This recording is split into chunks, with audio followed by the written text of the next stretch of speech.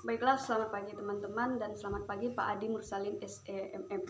Perkenalkan, nama saya Alda Afrianti, NIM 1810416635. Mata kuliah Manajemen Pemasaran 2.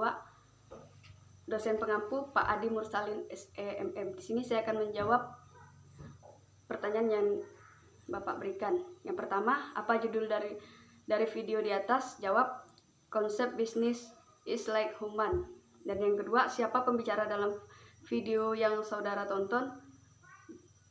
Dr. Andus Sandi Wahyudi, DSW.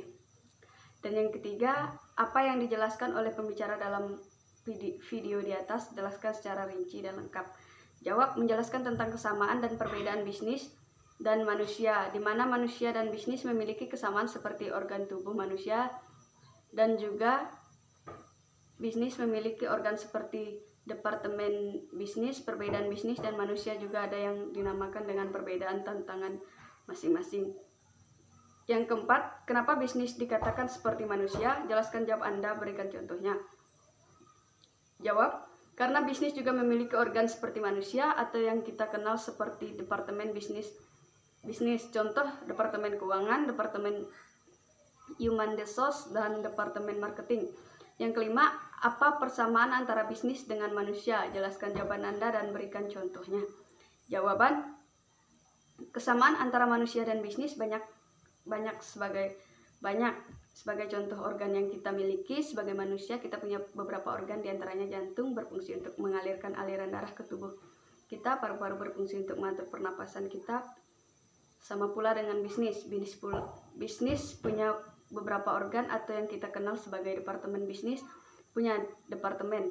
Contoh, departemen keuangan untuk mengatur departemen human resource untuk mengatur ketenaga kerjaan, dan departemen marketing untuk memasarkan produk yang dijual. Dan kesamaan pertama kita lihat dari fungsi organ, yakni alat tubuh yang punya fungsi tertentu. Manusia dan bisnis punya kesamaan. Yang keenam, apa perbedaan antara bisnis dengan manusia? Jelaskan jawaban Anda. Jawab, manusia memiliki life skill atau skill kehidupan masing-masing. Dari bayi dilahirkan, dia menjadi anak-anak, tumbuh menjadi seorang remaja, kemudian dewasa, lanjut usia. Setiap fase kehidupan manusia punya tantangan yang berbeda. Kanak-kanak, remaja, dewasa, lanjut usia, mereka punya tantangan masing-masing. Sama pula dengan bisnis. Yang kita ketahui adalah konsep bisnis, life skill atau skill siklus kehidupan bisnis.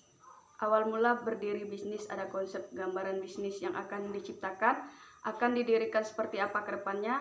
Ini yang disebut dengan fase seed atau benih. Setelah itu dia masuk ke fase startup, benar-benar pengusaha untuk melangkah ambil tindakan bisnisnya.